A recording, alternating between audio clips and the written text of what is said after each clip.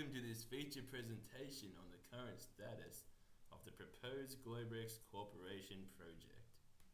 This presentation is brought to you via Virtucon Group 10. This group has been brought together to carry out the planning, designing, testing, implementing, and release of the new network system of the Albury and Griffith sites. This presentation will display an overview of the project.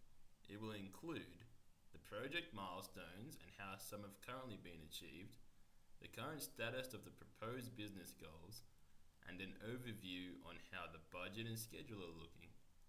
It will also touch on the current technical status, which includes the physical and logical details about the Albury and Griffith sites. This will also include the technical specifications of the cloud server requirements.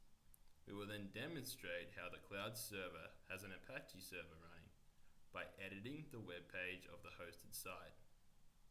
I will now pass you on to my co-worker, David, to talk about the milestones of the project. Thank you, Frankie.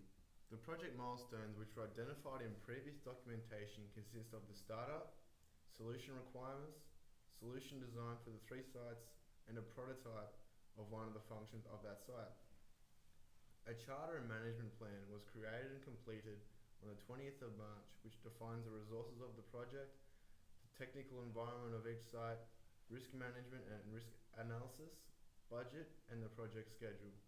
Completion of these aspects of the project is shown by the finalization of the project scope and project charter. This outlines the business goals and the evidence of how that goal will be achieved. Thank you, Frankie. Solution requirements for the project outline business site, user, and application requirements. Technical goals and existing environment and the technical scan will also be outlined.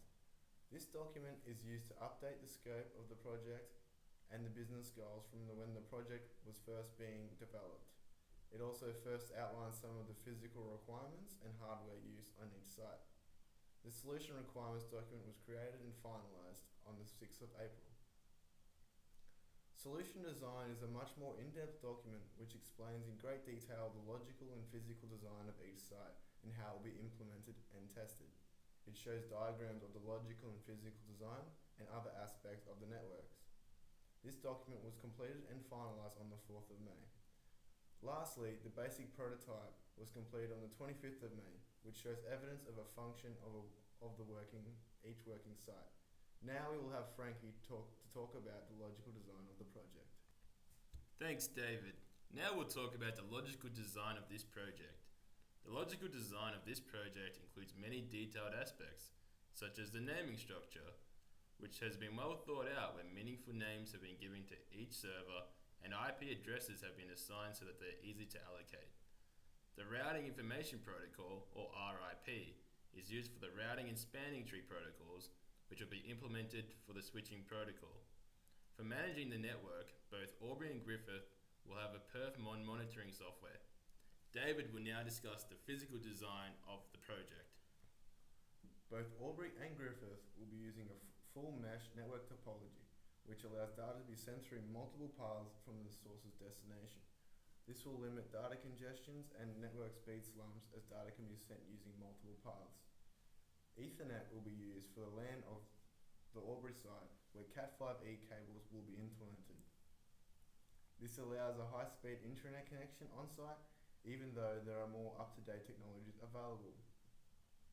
ADSL2 will be used for connecting any wireless device that are on site, such as phones, which allow speeds of 24 megabits per second download and 8 megabits per second upload.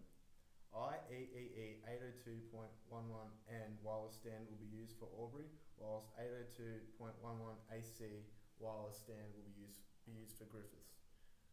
Now we will have Frankie to talk about his prototype on the cloud server. Thanks, David. The following images will demonstrate the Apache server working and running via the Amazon Web Service.